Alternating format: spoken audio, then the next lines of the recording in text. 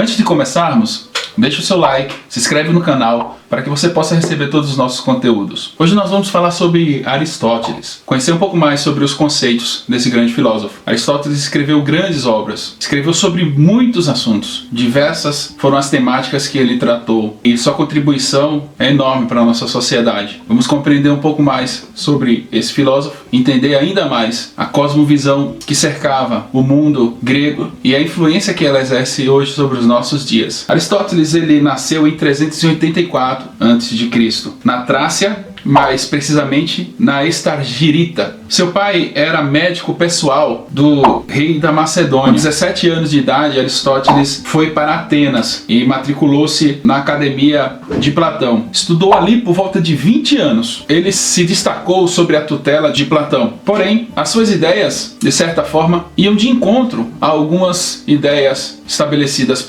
por Platão. Apesar de ser um dos alunos mais festejados, mais célebres na academia, Aristóteles foi preterido em relação a outros alunos e não foi escolhido como sucessor de Platão. Possivelmente ele tenha sido a primeira vítima da politicagem acadêmica.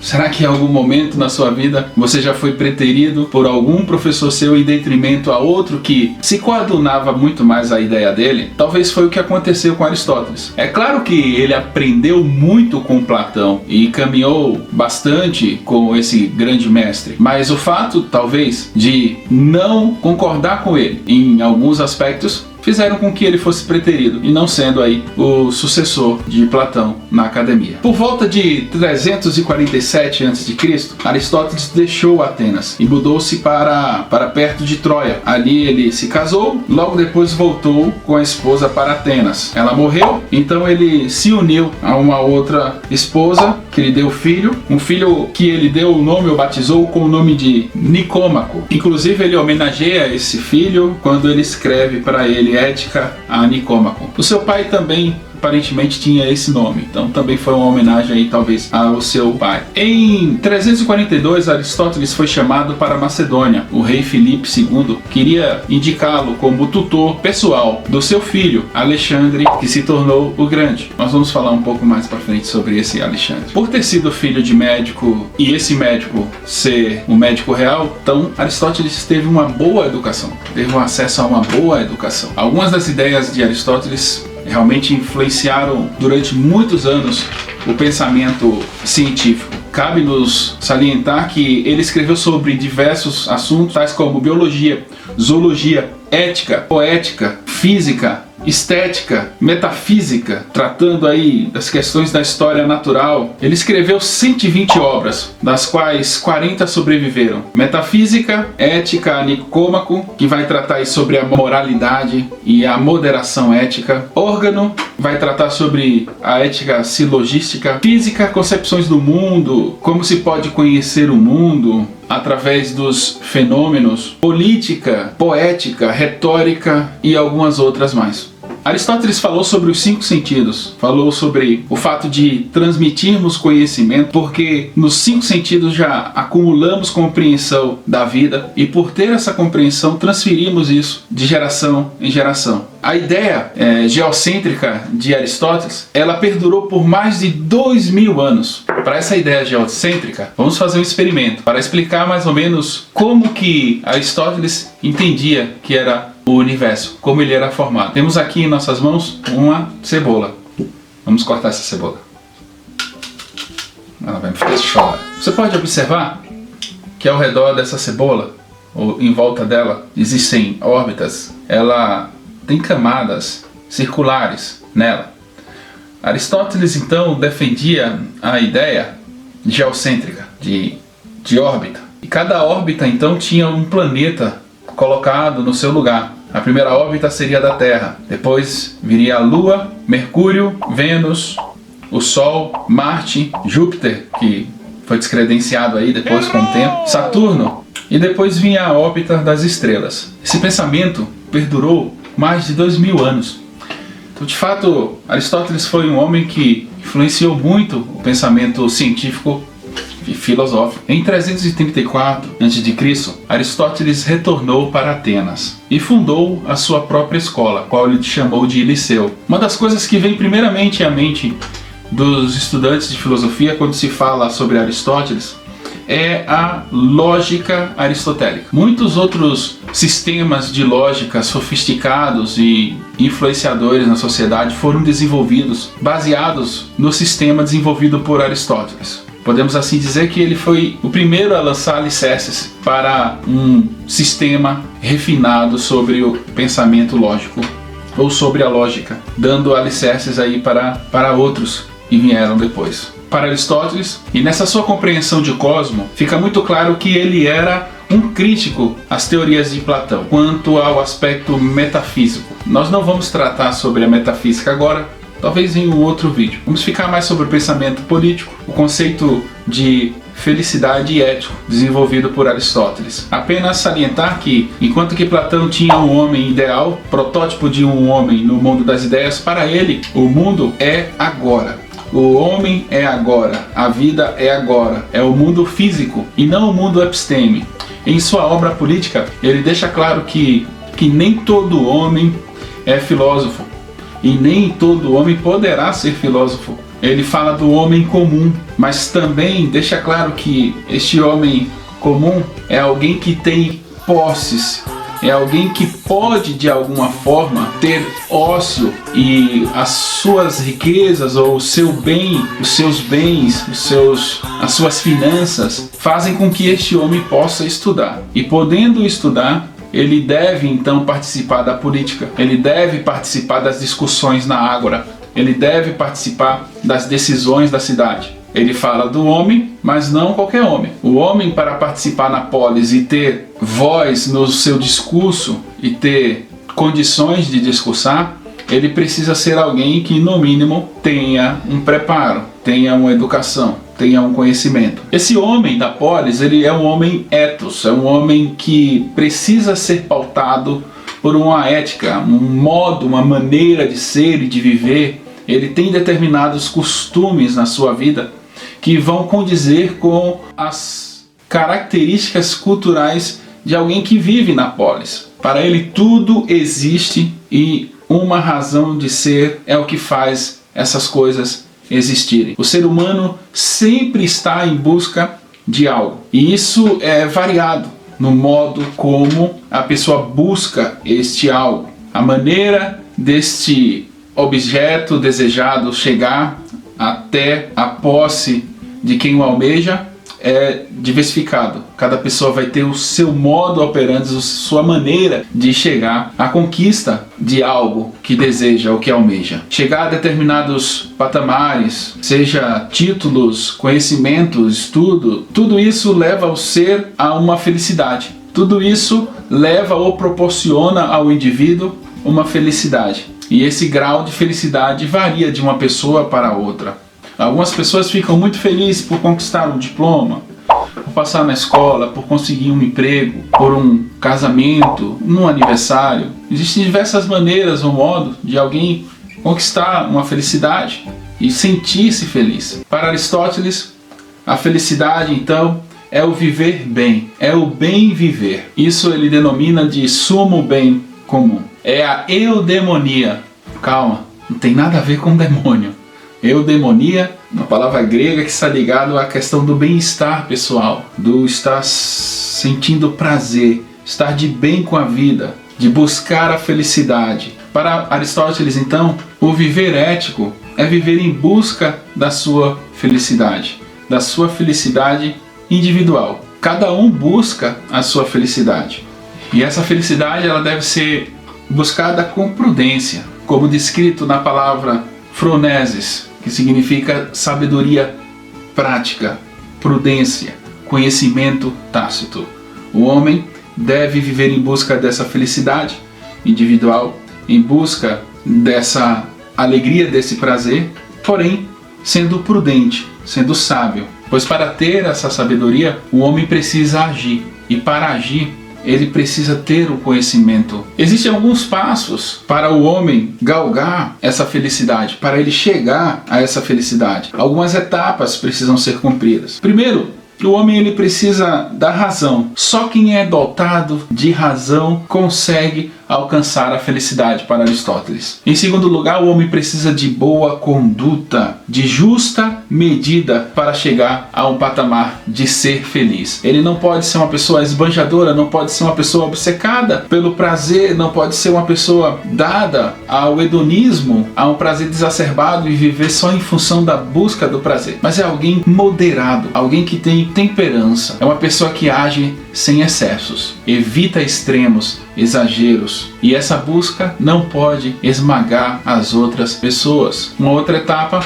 é a felicidade como sumo bem comum. Enquanto eu busco a minha felicidade, eu devo considerar e ponderar que a minha felicidade de algum modo também vai proporcionar a felicidade do outro. Eu não posso fazer da minha felicidade um objetivo para a destruição do outro. Quanto ao pensamento epistemológico, a verdade não só se encontra em um mundo episteme, em um mundo das ideias, como falava Platão. É possível conhecer a verdade ou o ser a partir de duas causas, ou melhor, a partir de suas causas. Causa, coisa. Se eu conheço a causa, o que forma aquilo, o que produz aquilo, eu vou conhecer a coisa em si. Para Aristóteles, então, a verdade se encontrava pela observação da causa. E o mundo físico sendo constituído de matéria, não de sombra, não de ideias, poderia então ser claramente conhecido. É necessário compreendermos bem o contexto histórico em que Aristóteles estava inserido. Ele é um filósofo que passa do período clássico ao período helenístico, e ao escrever sobre a felicidade, ele não está pensando num coletivo generalizado, ele está pensando no homem grego. A felicidade que ele está propondo é uma felicidade que ela só é alcançada para o grupo de atenienses ou um grupo de gregos que estão inseridos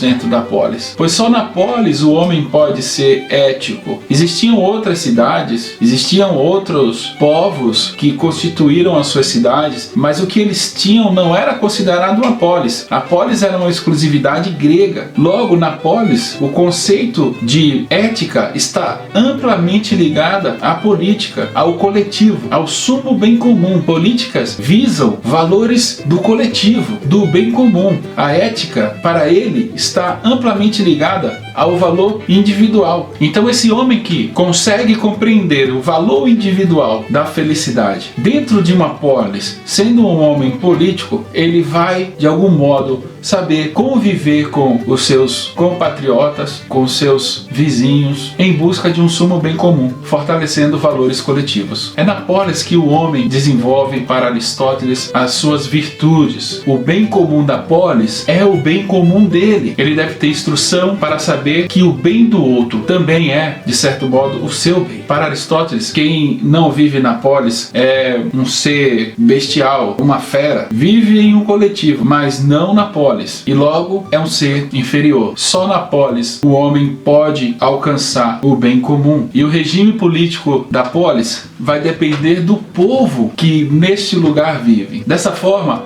Aristóteles estudou mais de 158 constituições e ele elaborou uma espécie de classificação dos tipos de regime político. Poucos ou muitos. Monarquia, aristocracia, república, dentro da qualidade de bons. Ruim, teríamos aí a tirania, oligarquia e democracia. Sim, ele acreditava que a democracia era ruim, mas dentre os ruins, a democracia era para ele ainda a melhor forma de governo. Na aristocracia, para ele a busca era o bem comum. Na república, muitos acabam exercendo o governo e logo acabam oprimindo. Na democracia, muitos governam, mas acabam governando para o seu próprio interesse. Por isso que ele criticava, de certo modo, também a democracia. Na tirania, os interesses pessoais do indivíduo estavam em vigor. Então, para Aristóteles, o homem é racional porque é político. Anthropos politikon. Dentro da polis, ele é racional. Para Aristóteles, o logos resulta em uma polis que está fundamentada na razão. A razão que leva o indivíduo a pensar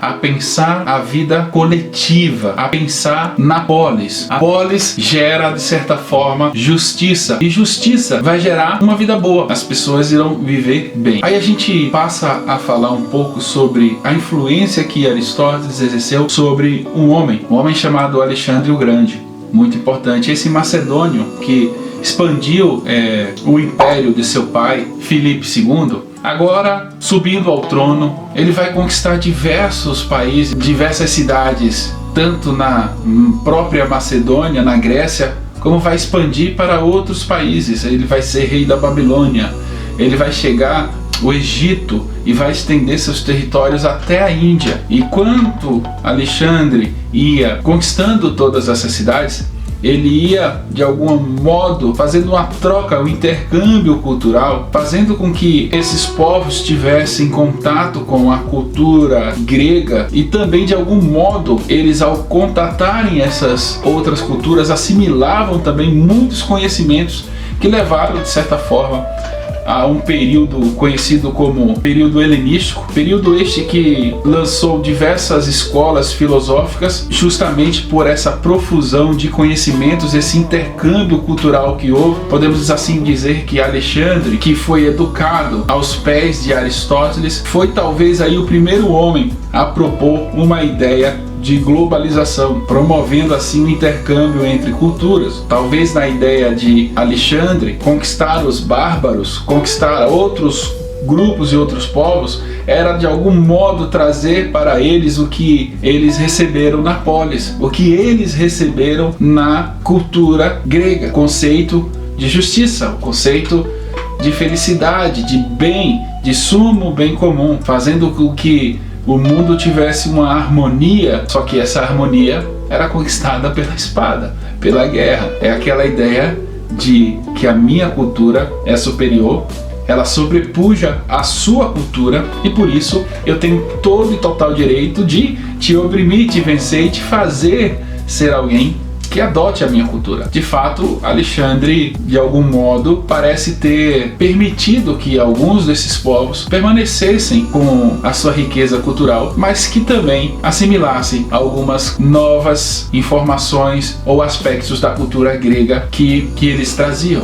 E esse período é marcado como o período helenístico. Mas vamos voltar para Aristóteles. Aí a gente pode se perguntar, mas então qualquer pessoa poderia viver numa polis, algum desses povos aí conquistados, falando, eu vou agora viajar e viver na Grécia, viver em Atenas, ou mesmo na Macedônia, eu quero de algum modo ter acesso a essa cultura, esse conhecimento que é tão difundido aí na polis? Não era possível. Só que não, como se diz aí. Só os gregos podiam viver na polis, porque os gregos eram educados para viver na polis. Mesmo escravos que haviam ali não podiam ser de algum modo um grego, e não sendo um grego não podia viver na polis.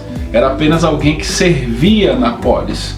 Era um doulos, um escravo, um servidor. E Aristóteles, de certo modo, defendia a ideia que um grego não deveria ter outro escravo grego. Apenas os bestiais, apenas os bárbaros, aqueles que não são gregos, poderiam ou deveriam ser tomados como escravos. Calma, talvez você já esteja realmente odiando Aristóteles por isso. É necessário entender o contexto histórico, o período em que Aristóteles estava inserido. Para aquela cultura, naquele momento, essa prática de escravidão, essa prática de relação com domínio de outros povos não era algo tão mal visto como uma pessoa hoje pode ver, como uma sociedade hoje democrática, o homem moderno pode ver. É necessário compreender o conceito de polis para entender por que ele pensava assim. Aristóteles vai falar sobre a lógica, e quando ele aborda esse método de lógica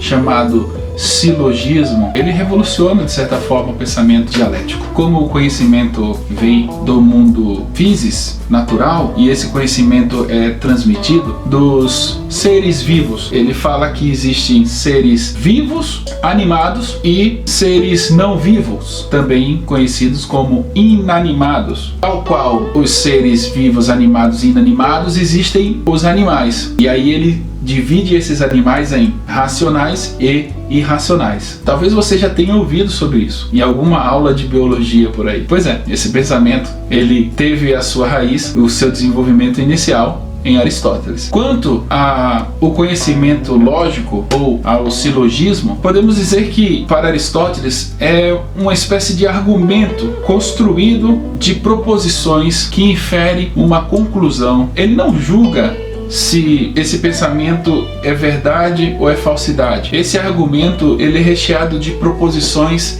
que também são chamadas de premissas, podendo ser ou não verdadeiras. Para ele, então, a lógica não é uma ciência, ela é um instrumento para o correto pensar. Logo, o objeto da lógica é os silogismos. Vamos entender um pouco mais isso. Ou seja, o pensamento pode refletir uma falsidade a partir da cosmovisão de alguém. Parecer ser uma verdade, mas não quer dizer que é uma verdade. No silogismo existem alguns princípios.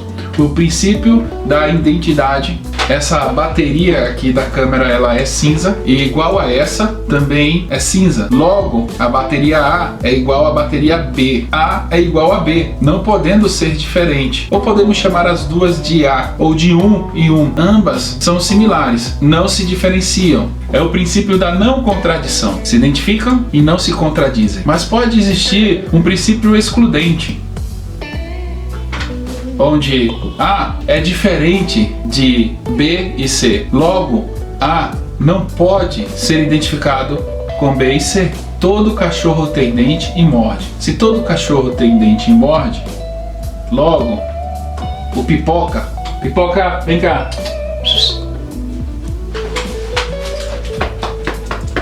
Vem cá. Aqui. O Pipoca pode morder. Esse é levozinho, não faz isso não. Vai lá. Mas também isso não se aplica a tudo. A gente pode usar o exemplo silogístico da seguinte forma: todo lauro é belo. Logo, todos os outros que não são lauro não são belos. Essa lógica silogística não está muito certa. Talvez possa ser verdade para mim. Talvez possa ser verdade para outros lauros. Mas talvez não seja verdade para você. Isso justamente nos faz compreender a profundidade do pensamento aristotélico quanto ao aspecto de cosmovisão. Pode ser verdade ou não.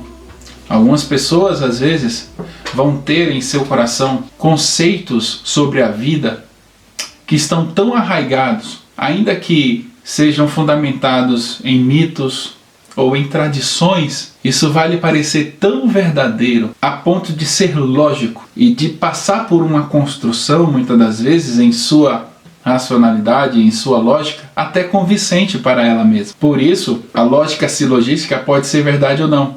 Ela vai, de algum modo, depender das premissas e das proposições que a pessoa coloca como argumentação para construí-la. Isso diz muito de nossa cosmovisão. É claro que Aristóteles não inventou a lógica, outros também falaram sobre isso, mas ele, de certa forma, desenvolveu de modo espetacular, de um modo muito interessante. Lógica, então, era o organon, o instrumento de todas as ciências, que toda ciência deve usar. E, de fato, hoje a ciência faz muito uso da lógica para descrever, para pesquisar, para separar, para isolar, para verificar e estabelecer premissas e compreensões acerca de um objeto ou alguma coisa, ou algum conceito. Ou seja, a lógica mede ou analisa as relações entre as declarações ou proposições do próprio objeto. Pode mostrar conclusões de um silogismo sendo válidas ou não. Ela não determina a veracidade de um argumento. Os argumentos não são verdadeiros ou falsos, mas para ele são válidos ou inválidos. Aí está o segredo. As declarações podem ser verdadeiras ou falsas, mas as relações lógicas de uma declaração contra a outra é válida ou inválida. Aristóteles então escreveu sobre as leis fundamentais da lógica, entre as quais está a lei da não contradição, ou seja, alguma coisa não pode ser o que não é e não ser o que é ao mesmo tempo e no mesmo sentido e relação, como acabamos de descrever com essas imagens das baterias. Por exemplo, podemos intitular uma pessoa, adjetivar essa pessoa, dizer que ela é alta, baixa, forte, fraca, rica, pobre,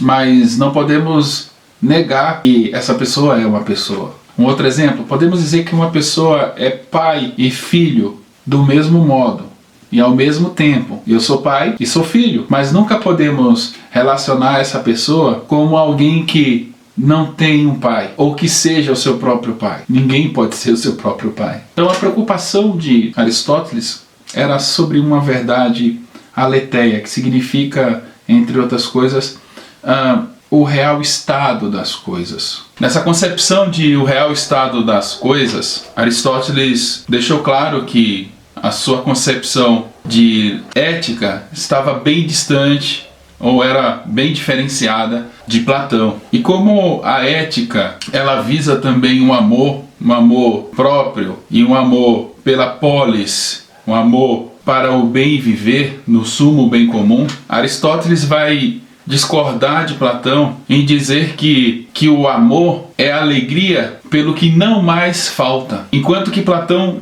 justamente afirmava que o amor é desejo do que se falta ou do que não se tem. Aristóteles vai dizer então que o amor, ele é filia, é se alegrar por pensar e saber aquilo que não se sabia. É amar o mundo como o mundo se apresenta. É bem difícil amarmos o mundo dentro de uma cosmovisão cristã. Amarmos o mundo como ele é. Sabemos que temos oscilação de ânimo constantemente e talvez até amemos o mundo enquanto que o mundo nos está fazendo bem na nossa condição humana e oscilamos nessa gangorra de felicidade em momentos de tristeza, alegrias e decepções. E a alegria então se torna para Aristóteles uma passagem de um estado para outro, de um estado mais frágil para um estado mais potente, mais dínamos. Agora, em nossa cosmovisão cristã, tanto a ética quanto a concepção de sociedade, de política e de amor, ela perpassa ou nos é oriunda de uma ética pautada em uma teonomia, onde a nossa fé é definida por Deus, na lei de Deus. Teonomia, Deus, lei, são duas palavras gregas que se unem para gerar essa terminologia. O amor de Cristo, ele não é eros e não é filia. Não é eros platônico, não é filia aristotélico, mas o amor de Deus é ágape. É um amor pleno, é um amor perfeito, é um amor imaculado e sem falhas. Logo, quando pensamos em nossa cosmovisão cristã, o que é ética cristã, percebemos que não seguimos o padrão do mundo, que para nós, só as Escrituras, é ali que temos o ensinamento e o padrão de Deus para o bem viver, para o viver em comunhão, em comunidade e em comunhão especialmente com Deus, o nosso Criador. A ética diz respeito ao modo como nos portamos ou como nos comportamos e reagimos neste mundo. A ética cristã, ela é pautada nos ensinamentos bíblicos da Escritura Sagrada, na revelação de Deus. Já no Novo Testamento, em Mateus 22, a partir do verso 34, Jesus ele resume essa lei e diz o seguinte: entretanto os fariseus, sabendo que ele fizera calar os saduceus, reuniram-se em conselho, e um deles, intérprete da lei, experimentando, lhe perguntou: mestre, qual é o grande mandamento da lei? Respondeu-lhe Jesus: amarás o Senhor teu Deus de todo o teu coração, de toda a tua alma, de todo o teu entendimento. Este é o grande e primeiro mandamento. O segundo, semelhantemente a este, é: amarás o teu próximo como a ti mesmo. Desses dois mandamentos depende toda a lei e os profetas. Ninguém deu maior prova de amor ética do que Cristo para nós, que serve-nos como um manual de vida e nos ensina o caminho redentivo da cruz. Tem a ver com os imperativos de Deus na nossa vida, onde Deus diz: faça isso, faça aquilo, é permitido fazer isso, não é permitido fazer isso, isso é pecado, Isso você não deve fazer. Não faça desse modo ou daquele. E a moral está muito ligado a justamente como agimos em um modo consensual diante do que é certo e do que é errado. Deus nos deu a sua lei para justamente guiar a ação humana, guiar o seu povo dentro de sua vontade. Ele nos estabelece padrões que devem ser seguidos. E esses padrões vislumbram o propósito da ação humana, como devemos agir. Precisamos respeitar os códigos de condutas e a lei moral de Deus. E essa lei está baseada nas Escrituras Sagradas, desde o primeiro livro do Antigo Testamento, de Gênesis, ao último livro do Novo Testamento, Apocalipse. Em toda a Escritura, nós vamos ver o padrão de Deus sendo revelado ao homem. Como o homem deve, de fato, viver uma vida ética, misericordiosas, de práticas visando o coletivo. Logo, superamos essa ideia aristotélica e avançamos sobre uma cosmovisão bíblica, uma cosmovisão cristã, entendendo que somos seres pecadores, que carecem da orientação, da salvação de Deus, da misericórdia de Cristo, para conhecermos verdadeiramente o que é viver uma vida etnocentrada em Deus. Viver uma vida de fato compreendedora do que é o amor de Deus, de como esse amor ele se manifesta. Desenvolvemos as nossas potencialidades não apenas para o nosso crescimento, não apenas para a nossa própria vontade ou interesses, mas desenvolvemos nossos dons e talentos para a glorificação daquele que nos criou, para louvor da glória de Deus e para servir aos nossos irmãos. Apesar de estar contido na palavra de Deus princípios éticos e morais, a lei moral de Deus, sabemos que muito além da palavra de Deus, o próprio Deus, ele é um ser ético e moral. E em seus atributos está a moral e a ética. E porque isso se faz presente nele, também devemos buscar essas características, o nosso exemplo maior, o nosso padrão. No livro de Confissões de Agostinho, pode ser chamado de uma autobiografia, onde ele se dispõe a confessar, ele narra fatos e pensamentos, e um dos temas predominantes é justamente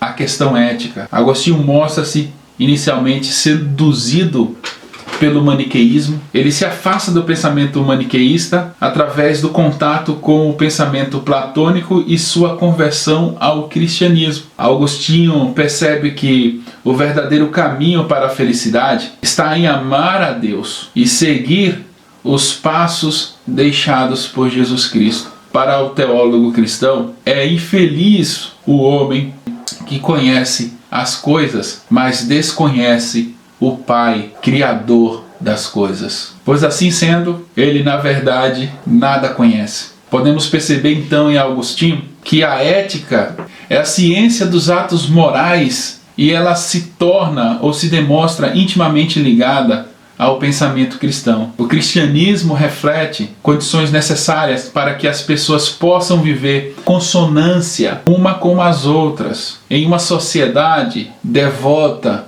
e feliz. E essa felicidade, como primeiro princípio ético, fala da felicidade não de um ser individual, mas de um ser que vive em comunidade, que vive em comunhão, que vive na eclesia, que vive na igreja com os irmãos, que comunga uma verdadeira paz, uma verdadeira alegria, que não exclui, que se senta junto, que partilha o pão e toma o vinho. Uma comunidade que prega Cristo, prega o amor e vive esse amor. Essas virtudes só podem ser alcançadas em homens espirituais, não em homens carnais que vivem na polis. Somente o homem transformado por Cristo consegue viver essas virtudes, porque em si ele não tem forças e potencialidades e competência para vencer o seu próprio mal. Cristo é o único caminho, é o fio condutor que nos leva a ter uma relação com Deus e, consecutivamente, desenvolver boas relações com os seres humanos. Agostinho, nas Confissões, mostra que a ética não está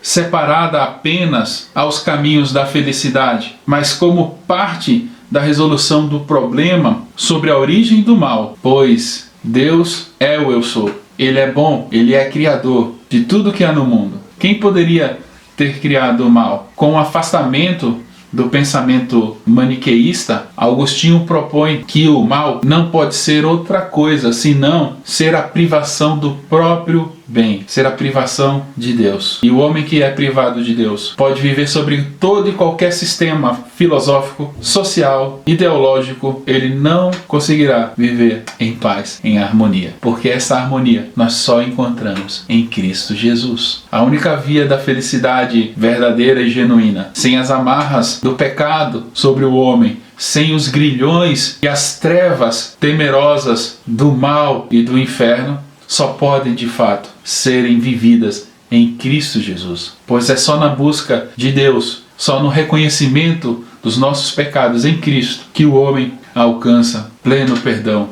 E Deus não nos exclui, Ele nos convida a reconhecermos diante da cruz os nossos pecados, amá-lo sobre todas as coisas, porque é a melhor coisa que pode existir. Se houvesse alguma outra coisa digna do nosso amor e da nossa adoração, das nossas afeições, de algum modo no universo, se existisse algo, Deus apontaria para isso, porque Ele é ético, Ele é justo, Ele é verdadeiro. Mas não havendo outra coisa que seja merecedor da nossa devoção, do nosso amor e da nossa adoração, porque Ele primeiro nos amou, logo nós precisamos amar esse Deus, amar a sua lei, amar a Cristo e reconhecer que sem Ele não viveremos uma vida bem vivida, que sem Ele seremos incapazes de lutar por ideais verdadeiros e eternos, incorruptíveis. O Senhor nos convida, adoremos ao Senhor, depositemos nele todo o nosso amor e reproduzamos, mediante o conhecimento dos seus mandamentos e lei, demonstremos que não apenas conhecemos, mas caminhamos nesta palavra e nestes ensinamentos que nos foram revelados. Que Deus nos abençoe. Deixa seu like, se inscreve no canal, ativa os sininhos para sempre receber notificações novas. E se você gostou do vídeo, compartilhe por favor para as outras pessoas verem. Tchau!